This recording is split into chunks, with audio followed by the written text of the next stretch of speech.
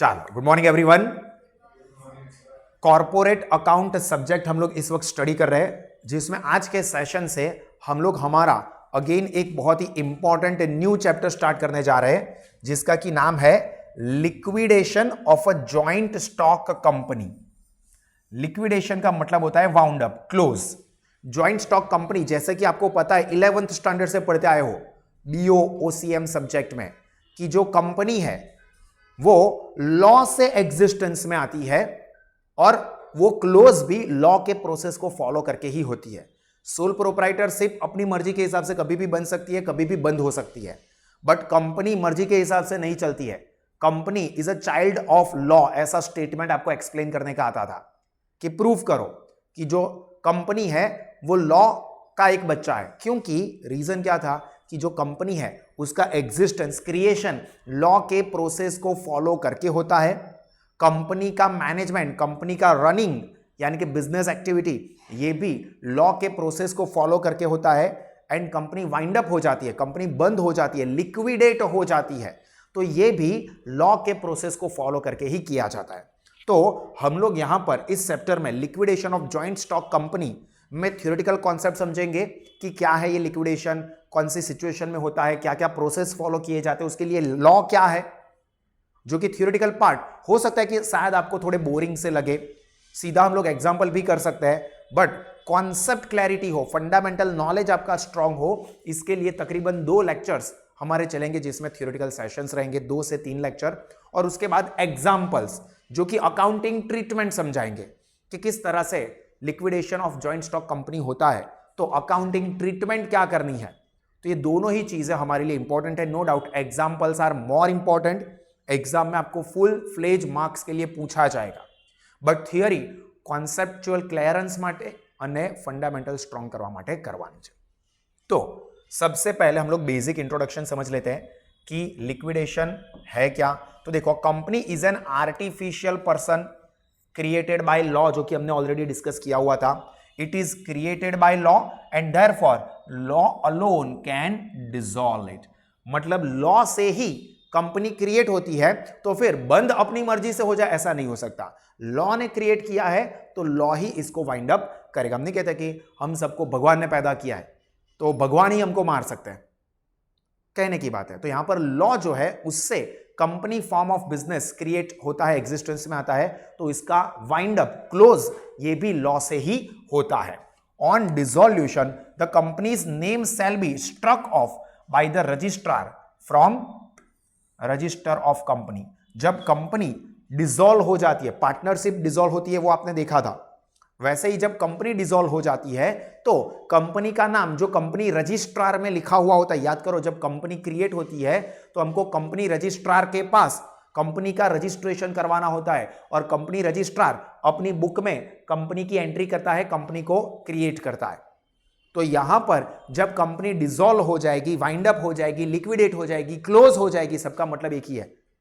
तो जो company registrar है वो क्या करेगा, कंपनी रजिस्टर में से कंपनी रजिस्ट्रार जो कंपनी का नाम है वो स्ट्रक ऑफ, स्ट्रक ऑफ का मतलब कैंसल कर देगा, स्ट्रक ऑफ मतलब cancel, from the register of the company and he shall also get the fact published in the official gazette, कि भाई ये कंपनी लिक्विडेट हो गई है, बंद हो गई है, इसका ये ऑफिशियल डिक्लेरेशन है। तो कंपनी रजिस्ट्रार कंपनी का नाम कैंसिल करेगा और उसको ऑफिशियली पब्लिश भी करेगा कि भाई ये कंपनी जो है वो लिक्विडेट हो गई है, बंद हो गई है, ताकि कोई आउटसाइडर कंपनी के साथ डील ना करे। तो ये प्रोसेस होता है, ये बेसिक इंफॉर्मेशन है। अभी इसका मीनिंग क्या है, लिक्विडेशन का मीनिंग। तो देखो, लिक्विडेशन और वाइंडिंग अप मतलब क्लोज डाउन, सिंपल वर्ड्स में, of a company is process by which dissolution of company is brought about and its property administered for the benefit of its creditors and members। देखो क्या बोला है, liquidation या winding up of company क्या है, process, एक process है जिससे क्या होता है, कंपनी का डिसॉल्यूशन किया जाता है। डिसॉल्यूशन मतलब क्लोज डाउन, बंद करना, और कंपनी की जो भी असेट्स है, प्रॉपर्टीज यानी कि असेट्स, आर एडमिनिस्टर्ड, एडमिनिस्टर्ड यानी कि यूज्ड, किसके लिए यूज की जाएगी, for the benefit of its creditors and members, मतलब जो कंपनी के क्रेडिटर्स है उसको पेमेंट कर दो। तो सिंपल जो पार्टनरशिप में आप करते थे वही, कि जब बिजनेस बंद होता है तो बिजनेस की जितनी भी असेट्स है उसको सेल कर देंगे और उससे जो पैसा आएगा उससे कंपनी के जो क्रेडिटर्स होंगे, कंपनी की जो लायबिलिटी होगी, मतलब के अभी कंपनी की लायबिलिटी में सर यहां पर मेंबर यानी कि ओनर, शेयर होल्डर की भी बात हुई, तो आपको याद होना चाहिए, थोड़े कॉन्सेप्ट और क्लियर भी करता रहूंगा कि जो लायबिलिटी होती है कंपनी की वो दो तरह की होती है। कौन कौन सी दो तरह की? लॉन्ग टर्म, शॉर्ट टर्म मत बोलना, उसके अलावा एनीवन? क्रेडिटर और मेंबर दोनों को कवर करता हुआ है, हिंट दिया, बोल सकते हो, गलत होगा तो चलेगा। लॉन्ग टर्म शॉर्ट टर्म मत बोलना, क्रेडिटर और मेंबर को ध्यान में रख के ये टाइप होती है।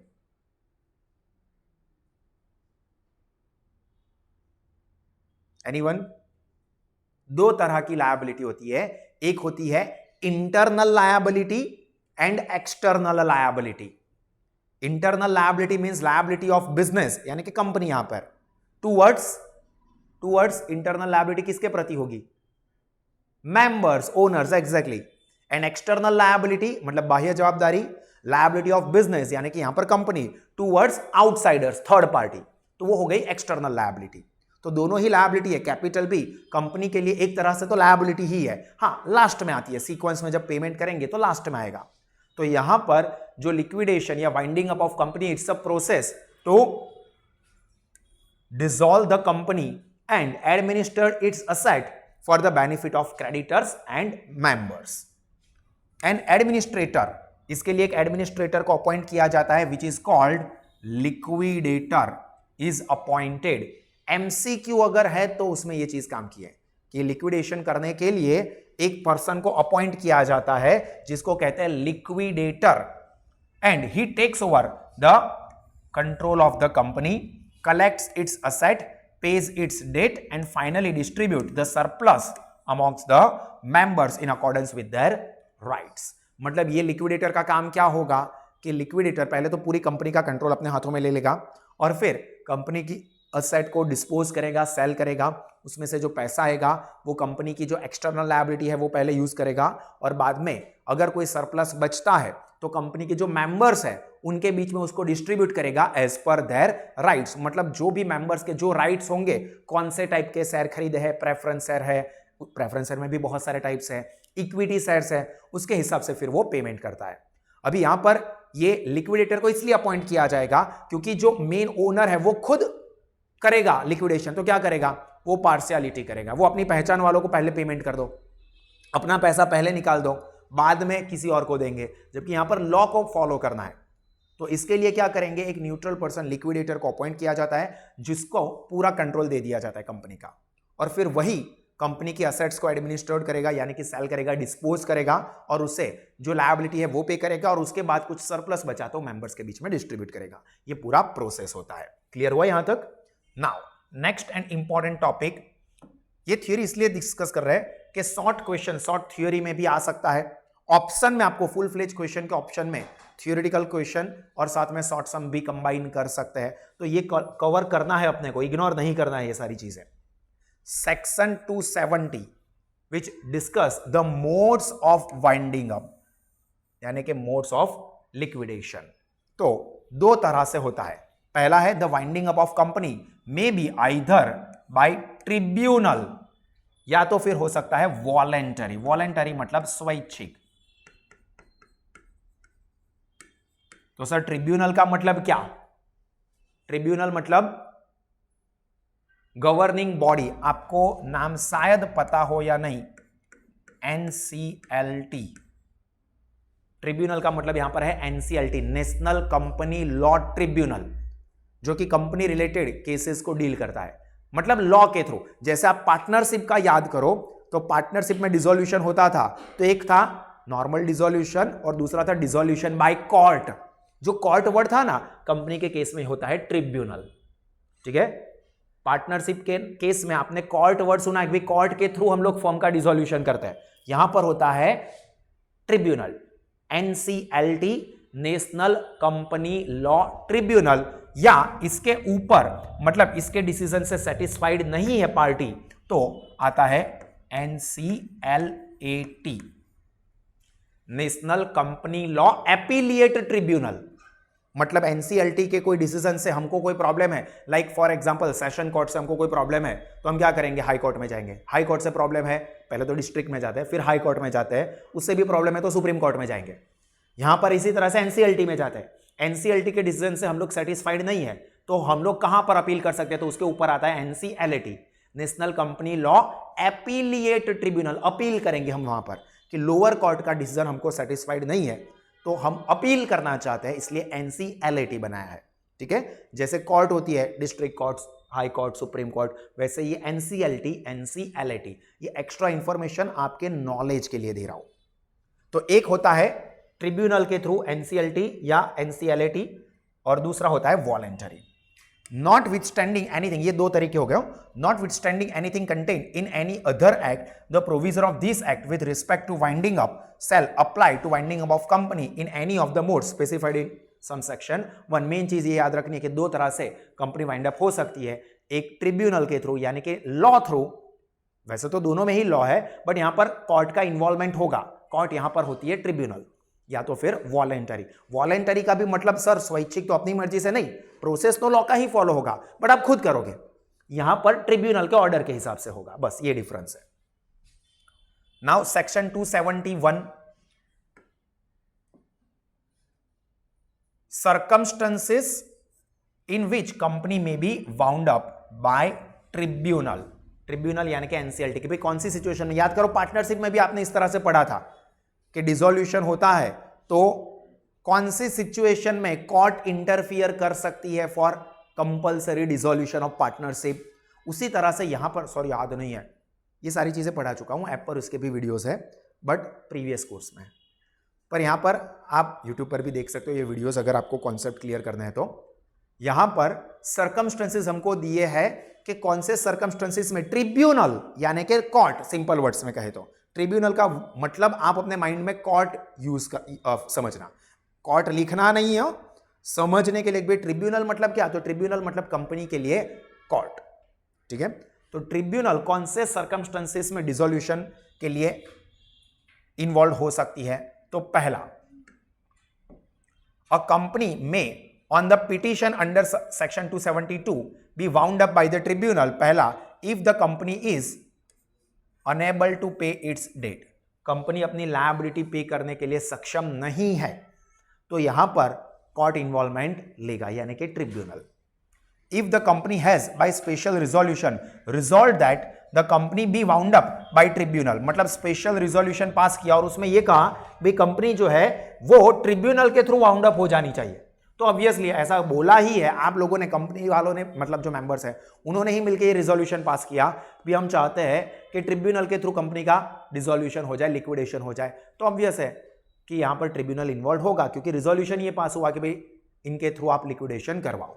तो स्पेशल रिजोल्यूशन, पहले तो special resolution not ordinary resolution, resolve that company be wound up by tribunal. Then if the company has acted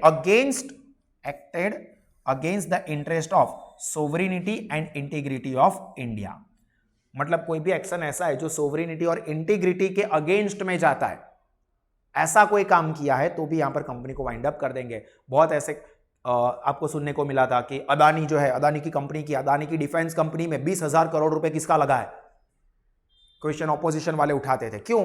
क्योंकि यहां पर ऐसा है कि कोई ऐसा सोर्स है जो कि इंडिया के अगेंस्ट में काम करने वाला है, या ब्लैक मनी है जो कि कहीं से आया है, पता ही नहीं है कि ये किसका पैसा है, गलत तरीके से आया है, गलत तरीके से इस्तेमाल हो रहा है, और वो भी इंडिया की डिफेंस में, डिफेंस कंपनी जो अदानी की है उसमें लगा है, तो ऑब्वियस है कि यहां पर कंट्री की जो सिक्योरिटी है उसके लिए एक थ्रेट है।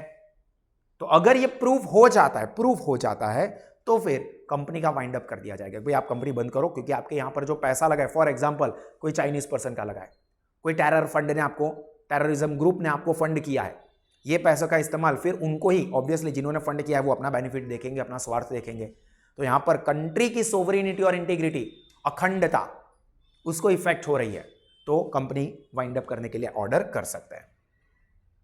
The security of state, state का मतलब गुजरात, पंजाब, महाराष्ट्र, हरियाणा नहीं, गवर्नमेंट। स्टेट का मतलब होता है government. Friendly relation with the foreign state, public order, decency और मोरालिटी, इसके किसी भी अगेंस्ट में जाता है इसमें से, तो यहां पर कंपनी को वाइंड अप कर सकते हैं. If the tribunal has order the winding up of company under, ये भी सिर्फ नाम याद रखना है, चैप्टर है. If on an application made by the registrar or any other person authorized by the central government by notification under this act, the tribunal is of the opinion that the affairs of the company have been conducted in the fraudulent manner. Affairs of the company has been conducted in fraudulent manner, or company was formed for fraudulent and unlawful purpose, or the person concerned in the formation or management of the affairs have been guilty for fraud, misfeasance or misconduct in connection therewith, and that it is proper that the company be wound up. ध्यान से समझना, तीन चीजें कही है जो कि bracket किया है. पहला तो ये प्रूव हो जाता है कि कंपनी यहां पर जो फॉर्म हुई है, जो कंपनी है, उसके अफेयर्स यानी कि कंपनी का कामकाज of the company have been conducted in fraudulent manner, किसी गलत तरह से आपने कंपनी में काम किया हुआ है. लाइक बहुत सारी कंपनीज के ऊपर एलिगेशन लगता है कि आपने गलत तरीके से ये ऑपरेशन किया. ऑपरेशन मतलब यहां पर वर्क, कोई कॉन्ट्रैक्ट लिया है, किसी को ब्राइब देके काम करवा रहे हो, मिस रिप्रेजेंटेशंस कर रहे हो अपने अकाउंट्स फाइनेंसेस का. तो ये क्या हुआ कि कोई भी काम आपने फ्रॉड्यूलेंट तरीके से किया है, चीट करके किया है. लाइक फॉर एग्जाम्पल आईपीएल के अंदर ही बीच में कोची टस्कर्स ऐसी एक टीम बनाई गई थी, उसके लिए कंपनी फॉर्म की गई थी, पर उसके अंदर का जो काम था, वो कंपनी फॉर्म की गई थी, उसके अंदर का जो वर्किंग था वो फ्रॉड्यूलेंट तरीके से हुआ था. तो फिर वो कंपनी को कैंसिल कर दिया गया, भाई आपको कैंसिल कर देते. तो कंपनी का काम फ्रॉड्यूलेंट तरीके से होता है, या तो कंपनी कोई फ्रॉड करने के पर्पज से ही बनाई गई थी. 21 दिन में करोड़पति, 21 दिन में पैसा डबल, इसके लिए हमने कंपनी बनाई है और उसमें पैसा डालो, पैसा हम लोग डबल करके देंगे. अब यहां पर पर्पस ही फ्रॉड करने का था, तो ये कंपनी भी फाइंड अप हो सकती है. या तो फिर जो पर्सन कंपनी के फॉर्मेशन में या मैनेजमेंट में इन्वॉल्व है. देखो पहले 2 पॉइंट कंपनी के थे कि कंपनी कोई फ्रॉड्यूलेंट काम करती है या तो फ्रॉड्यूलेंट पर्पस से ही फॉर्म की गई थी, तो लिक्विडेट. तीसरा जो बोला है वो क्या, कि वो पर्सन जो कि कंपनी के फॉर्मेशन में या मैनेजमेंट में इन्वॉल्व है, ये पर्सन कंसर्न विद फॉर्मेशन और management of the affairs have been found guilty of fraud और मिसफिजेंस और मिसकंडक्ट. मतलब कोई गिल्ट, कोई क्राइम, मिसबिहेव, किसी में भी अगर वो गिल्टी प्रूव हुआ है, वो पर्सन जो कि कंपनी के फॉर्मेशन में इन्वॉल्व है, तो फिर कंपनी को बंद कर सकते हैं. If the company has made a default in filing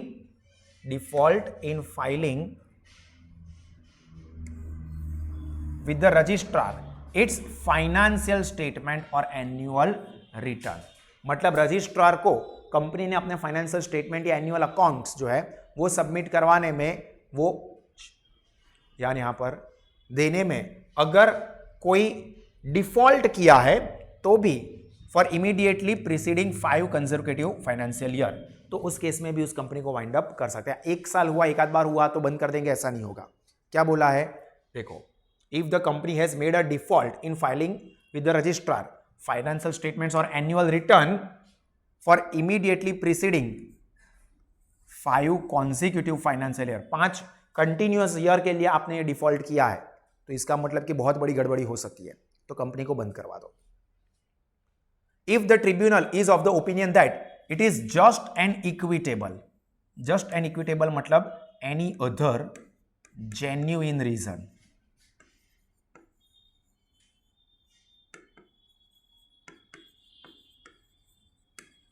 जो कि ट्रिब्यूनल को लगता है कि हां ये कारण ऊपर मेंशन किया है उसमें से नहीं है, बट ये जेन्युइन रीजन है जिसके लिए कंपनी को बंद कर देना चाहिए, तो यहां पर कंपनी बंद हो सकती है ट्रिब्यूनल के ऑर्डर के through.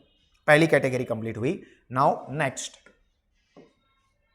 If a company shall be deemed to be unable to pay its debt, deemed to be unable to pay its debt, ऐसा लगता है कि कंपनी अपना डेट पे नहीं कर सकती है, लगता है पे कर नहीं किया, ऐसा नहीं है, deemed to be unable. If creditor, कौन करेगा पहले तो ये क्रेडिटर, बाय असाइनमेंट और otherwise to whom the company is indebted for an amount exceeding 1 lakh rupees then due has served the company by causing it to be delivered at its registered office by registered post or otherwise a demand requiring the company to pay the amount so due and the company has failed to pay the sum within 21 days after receipt of such a demand or to provide the adequate security or restructure or compound the debt to the reasonable satisfaction of the creditor। मतलब पहले तो जब creditor को लगता है, ध्यान से समझना, बोरिंग लग सकता है, सेंटेंस कंस्ट्रक्शन डिफिकल्ट लग सकते हैं, मैं बहुत कोशिश कर रहा हूं कि आपको अच्छे से समझ में आए, नॉर्मल लैंग्वेज में क्लियर हो, इस तरह से समझाने की कोशिश कर रहा हूं। स्टार्टिंग में भी मैंने कहा कि बोरिंग लग सकता है, बट मैं सारी चीजों को टिक मार कर रहा हूं, प्रॉपर एग्जांपल्स दे रहा हूं। लगे तो वीडियो को देखना दोबारा, तीसरी बार देखो, जिससे कि ये कॉन्सेप्ट क्लियर हो। बट कहा कि ये लॉ की लैंग्वेज है, इसके अंदर हम चेंज कर देंगे तो भी कोई सेंस नहीं बनता है। मैं इसको समझाऊंगा आपकी लैंग्वेज में जिससे आपको समझ में आ जाए। तो यहां पर क्या बोला है कि क्रेडिटर, ऐसे क्रेडिटर, मेन वर्ड्स मैंने टिक किया है, जिसको कितनी अमाउंट देनी है, exceeding 1 lakh rupee, has served to the company by causing it to be delivered at its registered office through registered post or otherwise demand requiring the company to pay the amount so due and the company has failed to pay। मतलब 1 लाख से ज्यादा creditor का पैसा बाकी है जो due हो चुका है, पेमेंट करने का, पर कंपनी अभी भी पे नहीं कर रही है। तो क्रेडिटर्स जो है वो रजिस्टर्ड ऑफिस पे रजिस्टर्ड पोस्ट करके कंपनी को मैसेज यानी कि उनका जो लेटर है वो ड्राफ्ट करके भेजेगी, जिसमें वो बोलेंगे कि हमको हमारा पैसा वापस दो। अभी ये नोटिस मिलने के 21 दिनों के अंदर कंपनी या तो पैसा वापस नहीं करती है, या तो चलो अभी पैसा वापस करने की सिचुएशन नहीं है, अभी हमारे पास पैसा नहीं है, हमारा कोई पर्पस ऐसा नहीं है कंपनी के एंगल से कि आपको पैसे नहीं लौटाने हैं, बट अभी मार्केट सिचुएशन अच्छी नहीं है और हमारे पास उतना पैसा नहीं है कि हम आपको पैसा दे सके। तो पहला तो या तो पैसा नहीं दिया है, या तो प्रोवाइड एडिक्वेट सिक्योरिटी। भाई देखो, मैं पैसा नहीं दे पा रहा हूं, पर हमारी कंपनी ये सिक्योरिटी आपको दे रही है, हमारी एसेट आपके लिए मॉर्गेज करवा देते हैं कि भाई आपको ये पैसे मिल जाएंगे। क्रेडिटर को तो सिक्योरिटी चाहिए, चलो ठीक है, पैसे मिल जाते हैं, लग रहा है ओके। या तो रिस्ट्रक्चर, भाई देखो ये डेट है हमारा, वो हम कैसे फिर से पे करेंगे विथ एडिशनल इंटरेस्ट या चार्जेस, बट ये कर सकते हैं। अभी इसमें से कुछ भी नहीं कर सकी कंपनी, ना पैसे वापस कर रही है, ना ही कोई सिक्योरिटी दे पा रही है, ना ही रिस्ट्रक्चर ऑफ लोन यानी कि रिस्ट्रक्चर ऑफ डेट कर पा रही है। तो फिर एनसीएलटी यहां पर ऑर्डर कर देगी कि कंपनी को बंद करो। मेन क्या है, क्रेडिटर को पैसे नहीं मिलते हैं तो की बात है, कंपनी लिक्विडेट हो सकती है 3 सूरतों में, या तो वो पैसा नहीं मिला है 21 दिन के अंदर, या तो एडिशनल सिक्योरिटी नहीं दी है, या तो फिर रिस्ट्रक्चर डेट का नहीं किया है कि भाई आपको ये पे कर देना था पिछले महीने या 2 महीने पहले या 4 महीने पहले, अभी तक नहीं हुआ है, बट हम आने वाले 6 महीने में आपको इस तरह से पेमेंट कर देंगे। ये रिस्ट्रक्चरिंग हम कर रहे हैं और वो लगता है कि हाँ ऑन पेपर ये प्रैक्टिकल लग रहा है, तो क्रेडिटर अप्रूव भी कर सकते हैं क्योंकि क्रेडिटर को तो पैसे चाहिए। पर अगर ऐसा लगता है कि यहां से भी पैसा नहीं आएगा तो कंपनी बंद करो, क्योंकि कंपनी बंद करेंगे तो क्या होगा, उसकी एसेट्स को बेचकर लायबिलिटी पे हो सकती है, तो ये प्रोसेस करवाएंगे। Then if any execution or other process issued on decree मतलब कोर्ट का ऑर्डर हो, लिखा ही है, और ऑर्डर ऑफ एनी कोर्ट और tribunal in favor of the creditor of the company is written unsatisfied in whole or in part। देखो, any execution or other process issued on decree मतलब court का order है, court का order या फिर tribunal का order है in favour of creditor of company, मतलब कंपनी का और उसके क्रेडिटर का केस चल रहा था, क्रेडिटर ने केस किया था और वो केस का डिसीजन क्रेडिटर की फेवर में आता है। कंपनी प्रॉब्लम है, कंपनी गिल्टी मानी गई, समझो मैं क्रेडिटर हूं, मैंने साहस इंडस्ट्रीज लिमिटेड के ऊपर केस किया था, वो केस ट्रिब्यूनल में या कोर्ट में चला और उसका डिसीजन यानी कि डिक्री यानी कि कोर्ट का ऑर्डर मेरी फेवर में आ रहा है, क्रेडिटर की फेवर में, नॉट कंपनी। तो यहां पर creditor of the company is return unsatisfied. अभी मेरा जो ऑर्डर आया था, भाई कंपनी बोल रही है, मतलब कोर्ट ने ऑर्डर दिया है कंपनी को, भाई ये जो क्रेडिटर है उसको आपको 10 लाख रुपए का पेमेंट करना है, ये कोर्ट का ऑर्डर है, कोर्ट ने ऑर्डर किया क्योंकि मैंने केस किया था, डिसीजन मेरी फेवर में आया, कोर्ट ने बोला कि आपको ये काम करना पड़ेगा, कंपनी ये पैसा दे देना पड़ेगा। अभी वो पैसा मुझे नहीं दे रही है कंपनी, कोर्ट ने ऑर्डर दिया फिर भी वो मुझे पैसा नहीं दे रहे, तो क्या हुआ, रिटर्न अनसेटिस्फाइड मतलब फुलफिल नहीं किया। तो उस केस में भी यहां पर एनसीएलटी क्या बोलेगी, भाई ये तो हमारा अपमान हुआ, हमने ऑर्डर दिया था कि ये काम करो और आप नहीं कर रहे हो, मतलब आप अपने आप को हमसे भी बड़ा मान रहे हो। सबसे ऊपर लॉ है, कोर्ट ने बोला करने का तो करने का, मुन्ना भाई के जैसा भाई ने बोला करने का तो करने का। अभी यहां पर एनसीएलटी ने, कोर्ट ने बोला है भाई ये 10 लाख रुपया देने का तो देने का, बट फिर भी वो तो नहीं, my life my rules, company ऐसा सोच रही है नहीं दूंगा मैं तो इतनी बड़ी कंपनी, बंद कर दो। कोर्ट ऑर्डर कर सकती है कंपनी बंद करने के लिए। Then if it is proved to the satisfaction of the tribunal that company is unable to pay its debt and in determining whether a company is unable to pay its debt, the tribunal shall take into account the contingent and prospective liability of company also। ये सिर्फ knowledge के लिए कि जब liability पे कर सकती है या नहीं कंपनी, ये चेक करने के लिए कंपनी की सारी लायबिलिटी का कैलकुलेशन होगा, टोटल होगा। तो बैलेंस शीट में जो लायबिलिटी लिखी जाती है वो तो कंसीडर होगी ही होगी, बट हमने देखा था कि जो कंटिंजेंट लायबिलिटी होती है, अनसर्टेन लायबिलिटी, कि ये पे करना है या नहीं करना है, केस चल रहा है, डिस्प्यूट चल रहा है, तो वो भी कंसीडर की जाएगी। अभी भला पता नहीं है, कंटिंजेंट है, बट फिर भी अगर वो डिसीजन कंपनी के अगेंस्ट में आया तो कंपनी को पेमेंट करना पड़ेगा ना। तो कंजर्वेटिज्म हम लोग पढ़े हैं, प्रूडेंस या कंजर्वेटिज्म का कन्वेंशन, जो कि कहता है anticipate future loss, don't anticipate future gain. तो जब कंपनी बंद हो रही है तो ये जो कंटिंजेंट लायबिलिटी है उसको भी लायबिलिटी के तौर पे ही कंसीडर किया जाएगा। वैसे कंटिंजेंट लायबिलिटी बैलेंस शीट में नहीं लिखी जाती है, बैलेंस शीट के नीचे अलग से लिखी जाती है। Final account of joint stock company में ये पढ़ा है। बट जब लिक्विडेट होता है कंपनी का लिक्विडेशन और उस वक्त लायबिलिटी डिसाइड करनी है तो उस वक्त वो कंटिंजेंट लायबिलिटी को भी कंसीडर कर दिया जाता है। क्लियर हुआ यहां तक की चीजें सभी स्टूडेंट्स को? चलो, तो यहां तक की चीजें हम लोग इस सेशन में रखते हैं, इसको ध्यान से पढ़ो। मैंने पहले भी कहा था, फिर से बोल रहा हूं, चीजें थोड़ी बोरिंग लगेगी अगर आप उसको इस तरह से सोचोगे। तो पैम्पलेट के बाद नोटबुक में जो मेन वर्ड्स है जो मैंने टिक मार्क की है उसको नोट डाउन कर लो, आपको बस उतनी ही चीजें याद रखनी है, तो काफी इजी है कॉन्सेप्ट। पर फंडामेंटल्स के लिए काफी काम की चीजें हैं, तो हम लोग नेक्स्ट वाले पार्ट में हम लोग आगे के थियोरेटिकल सेशन डिस्कस करेंगे, तो और 2 से 3 सेशन थ्योरी वाले चलेंगे। क्लियर? चलो, तो यहां पर हम लोग हमारा सेशन क्लोज करते हैं। हाँ, एक और बात, अगर आपका या आपके कोई भी फ्रेंड्स है, आउटसाइडर्स है, जिसको अपने नेक्स्ट एकेडमिक ईयर के लिए एडमिशन लेने हैं, या कोई और है 11th 12th commerce, FY, TY, BCom सबके लिए एडमिशन ओपन है, ऑफलाइन मोड में, ऑनलाइन लाइव मोड में, साहस एप्लीकेशन थ्रू। आपकी मर्जी, आपकी चॉइस, ठीक है, सिलेक्ट कर सकते हो, एडमिशन ओपन है।